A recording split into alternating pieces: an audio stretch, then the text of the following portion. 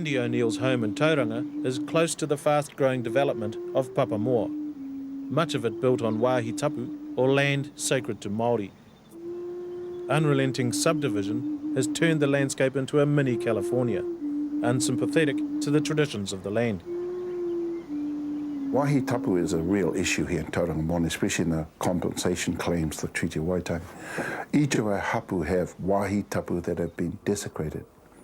In other words, the council or some organisation just didn't take any cognizance at all of the fact that it was an old burial ground of our ancestors.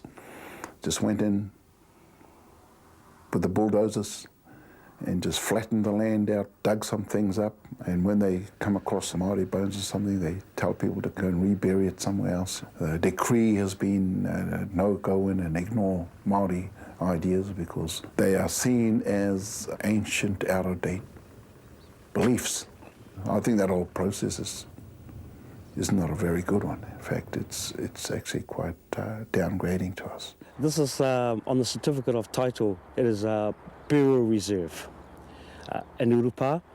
It is about 38 odd acres, and for Ngā Pōtiki, we have not extinguished our right to continue to inter our deceased here if we so desire. But at the moment, it is sitting here undeveloped, and we wish it to be preserved in its natural status. Where those houses are, that's part of the 1 acre. That the trustees at the time, they're under pressure to meet rating demands, so they had to sell it. When people build on top of wāhi tapu, they're basically changing the status of the land. It's no longer what it's meant to be. It's meant to be a place where people lie in peace forever. Our sense is that there's some form of spiritual presence now that's intruding into a house, when in actual fact the house was the intruder. I wouldn't feel safe to live here myself. They don't know what tapu is. They haven't taken the time to inquire, what is tapu? How might it affect them?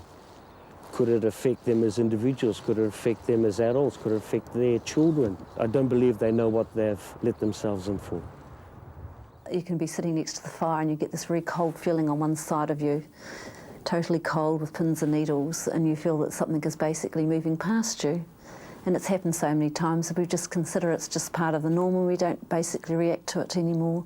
We don't think anything of it. If I was asked to come to a wāhi tapu and pray over it, I wouldn't go. I would send someone else.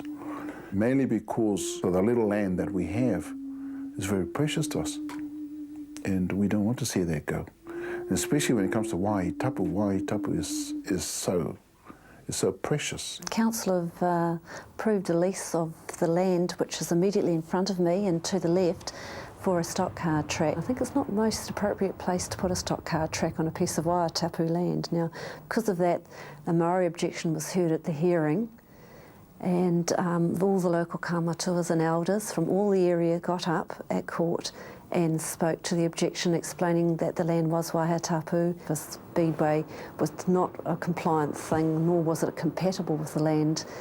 Of course, the councils and the Speedway Association said, well, you've already got the rubbish tip, the recycling centre, the sewerage pond, what's your problem? And they said, well, basically you put them there, not us.